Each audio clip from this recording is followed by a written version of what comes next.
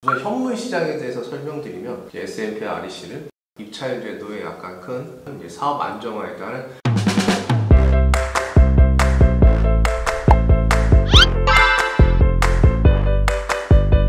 안녕하십니까. 재생에너지 PPA 솔루션 전문기업 위제이입니다. 오늘은 태양광 장기고정 가격 계약 제도 변경에 대한 내용을 공유를 해보려고 합니다. 저번 달에 한번 공청회 때 나왔던 내용이고요. 일전에 태양광 사업에 대해서 전체적인 개념에 대해서 한번 영상으로 설명을 드린 적이 있었습니다. 우리나라의 재생에너지 정책에 가장 큰 영향을 미치는 건 바로 RPS 제도입니다. 우리나라의 재생에너지 정책은 기본적으로 RPS 제도입니다. 재생에너지를 생산하게 되면 전력 판매 비용에 대해서 한전로부터 S&P를 받고 정부로부터 REC라는 공급 인증서를 받아서 팔면서 실제 투자 수익을 올리는 우리나라의 재생에너지 사업이라고 볼 수 있습니다. S&P하고 REC를 판매할 수 있는 방법은 우선은 큰 틀에서 두 가지라고 볼 수 있습니다. S&P와 REC를 이제 현물 시장에서 실시간 변화하는 가격에 맞게 팔 것이냐, 아니면 20년간 안정적으로 동일한 가격에 팔 것이냐, 이 이제 두 가지 방법이 있습니다. 오늘 설명드리려고 하는 것은 매년 상반기, 하반기 한 번씩 태양광이나 풍력 같은 재생에너지의 이제 장기 고정 가격 계약 제도 입찰이 뜨는데, 이번에 그 제도에 대해서 이번에 입찰 제도가 약간 내용이 변경이 돼서 그거에 대해서 설명을 드리려고 합니다. 우선 현물 시장에 대해서 설명드리면, 재생에너지가 이제 발전이 됐을 때 S&P도 실제 실시간 이제 평균 단가를 책정해서 팔고, REC 역시 현물 시장에서 자기가 원할 때 자기가 원하는 가격으로 자기가 원하는 물량만큼 입찰해서 입찰이 선정이 되면 파는 게 현물 시장입니다. 근데 지금은 대부분 현물 시장의 S&P, REC 가격이 다 높기 때문에 현물 시장을 많이 선호하지만, 기본적으로 국가에서는 이제 장기 고정 가격 제도라는 걸 통해서 S&P 플러스 1 REC의 가격을 확정해서 20년간 동일한 가격으로 이제 재생에너지를 팔게 할 수 있게 만든 제도가 태양광 장기 고정 가격 계약이라고 볼 수 있습니다. 그래서 태양광 장기 고정 가격 계약의 어떤 입찰 공고를 보면 국가에서 바라보는 재생에너지 정책의 방향성을 쉽게 알 수가 있습니다. 그래서 어떤 내용이 이제 변경되는지 한번 보고 한번 예상을 해보도록 하겠습니다. 이번에 그 태양광 장기 고정 가격 계약 변경 관련돼서 한국에너지공단에서 설명회를 한번 진행한 적이 있었는데요. 우선 기본적으로 이제 S&P 플러스 1 REC 장기 고정 가격 계약에 대한 입찰 경쟁률은 점점 낮아지고 있습니다. 이전과 다르게 공구 용량 대비 들어오는 물량이 상당히 적기 때문에 강제적으로 경쟁률은 이게 1.1대 1로 자연스럽게 조정이 되고 있는 상황이고요. 전체적인 입찰 물량은 많이 부족한 상태입니다. 태양광 장기 고정 가격 계약 입찰 제도의 약간 큰 단점이라고 하면, 첫 번째, 태양광 모델 탄소 등급제에 대한 영향력이 상당히 미비하다는 점이 하나가 있고요. 두 번째로, 참여 사업자별 서류를 제출해야 되는 서류가 상이해서 좀 불편하다는 점이 하나 있습니다. 높은 금리로 인해서 태양광 투자에 대한 매력도가 좀 떨어졌다라는 점이 있고요. 마지막으로 태양광 발전소에 대한 안정감에 대한 내용이 있습니다. 하지만 이 전체적인 내용을 봤을 때는 기본적으로 이번에 가장 좀 이슈와 조절하고 싶었던 것은 바로 저탄소 모듈 사용량을 증가시키겠다는 점이 가장 메인이라고 볼 수 있습니다. 변경 관련돼서 나왔던 내용 중에 대부분이 저탄소 모듈을 어떻게 더 활용을 할 것이냐라는 얘기가 나왔는데요.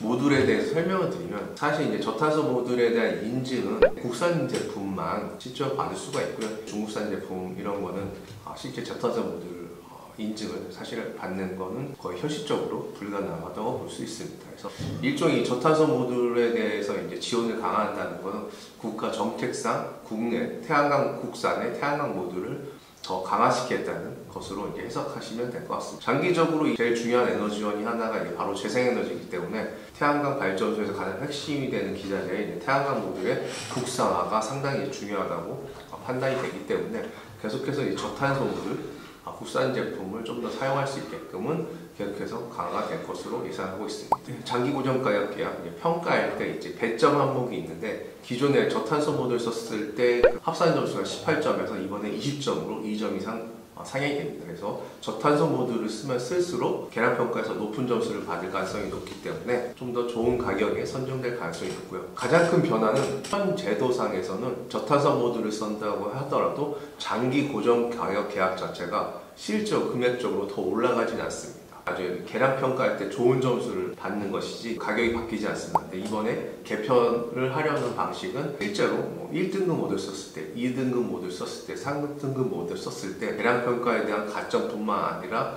해당 모드를 썼을 때 고정가격 계약 기준 금액을 좀 더 플러스 값을 더 준다는 그런 내용이 들어가 있습니다. 이 뜻은 실제로 이제 1등급 제품을 사용해가지고 태양광 발전소를 지어서 장기 고정 가격 계약을 참여하게 된다면 똑같은 1kg를 생산하더라도 플러스 10원, 플러스 20원을 더 번다는 뜻입니다. 그래서 이런 금액은 아직 디테일하게 나오지 않았지만 실제 공고가 나오면 나온다고 합니다. 그래서 이 금액 자체는 상당히 이런 사업에 있어서 중요합니다. 물론 지금처럼 현물시장 가격이 높기 때문에 장기 고정 가격 계약이 인기가 없는 상황에서는 영향력이 되게 좀 미비하다 볼 수도 있겠지만, 이전처럼 장기 고정 가격 계약 제도가 상당히 인기가 많았을 때는 계량 평가 점수라든지 이런 거에 있어서 큰 영향을 미쳤습니다. 향후 이제 장기 고정 가격 제도에 대한 선호도가 올라오거나 아니면 RPS 제도, REC 현물시장 제도가 폐지된다고 했을 때는 플러스 10원, 플러스 20원이 20년 사업 운영한다는 걸 봤을 때 상당히 프로젝트의 수익성에 큰 영향을 미치기 때문에 결국 이런 제도로 이제 변경이 되는 것으로 판단이 되고 있습니다. 어찌됐든 간에 이런 제도의 변경을 봤을 때는 장기적으로 이제 저탄소 모드를 계속해서 더 사용할 수 있게끔 시장의 제도는 갈 것이다 라는 거 예상이 된 상황입니다. 그 나머지는 사실 좀 그렇게 막 엄청 중요한 포인트는 아니었는데요. 보면 참여 사업자별로 상이한 서류 제출을 넣은 혼선, 특히 자기 자본 비율을 넣는 항목들이 있었는데 이거 거의 형식적으로 넣었던 부분인데 이런 내용은 사라지게 되었습니다. 그리고 이제 안전 강화 관련돼서는 보험 가입에 대한 내용이 상당히 많이 강화가 된 것 같습니다. 보험과 관련된 내용이 총점 2점에서 총점 3점으로 증가가 됐고요. 이 총점 3점 만점을 받기 위해서는 기본적으로 종합보험 또는 종합보험 청약서가 필수입니다. 요즘은 이제 재생 발전소에 대해서 그런 이슈들이 생길 수 있기 때문에 최대한 이런 건 보험 같은 경우는 가입을 해서 하는 것을 저는 추천드리고 있습니다. 항상 태양광 발전 설비가 20년 이상, 30년 이상 수익을 벌어다 줄 수 있는 설비인데 이런 게 보험비가 좀 아깝다고 해가지고 안 되는 것보다 이런 걸 최대한 가입해서 안전장치를 최대한 마련해 두는 것이 좋기 때문에 이것도 가입해가지고 접수를 하시는 걸 추천드리고 있습니다. 그리고 맨 마지막 내용으로는 사업 안정화에 대한 REC 가중치에 대한 정리입니다. 실제로 옛날 문제점이 장기 고정 가격 계약에서 선정이 되고 나면 일정 기간 안에 이 사업을 마무리해야 그 가중치를 받을 수 있었던 그런 단점이 있었습니다. 근데 우리나라의 태양광 사업의 특성상 시간이 오래 걸릴 수도 있고 어떤 변수로 인해서 날짜를 못 맞추는 경우도 좀 있습니다. 그래서 이전에는 그런 일자를 맞추기 위해서 되게 고생을 많이 했던 기억이 나는데 이제는 장기 고정 가격 계약 딱 입찰됐을 때 이제 REC 가중치로 유지가 되기 때문에 일정이나 이런 게 좀 밀리더라도 사업에 대한 변동성이 확 줄어드는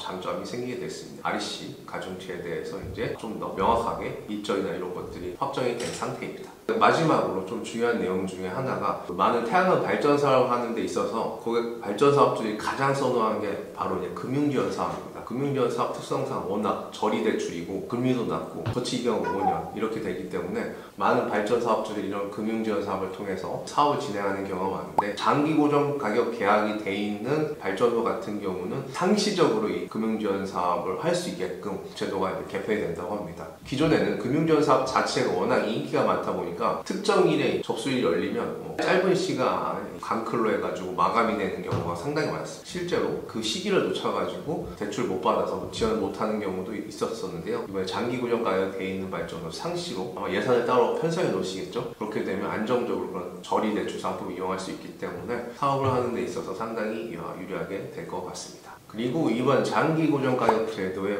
마지막 내용 같은 경우는 향후 RPS 정책을 어떻게 바꾸겠냐에 대한 내용이 이제 앞으로 나온다고 합니다. 이제 관련돼서 법도 좀 개정이 될 것 같고요. 하반기에 장기 고정 가격 계약 입찰과 향후 이런 재생에너지 정책 관련된 법이 어떻게 나오냐에 따라서 향후 이제 재생에너지 사업에 대한 내용은 많이 변경될 것 같습니다. 변경될 때마다 필요한 내용에 대해서 저희가 설명을 드릴 수 있도록 하겠습니다. 감사합니다.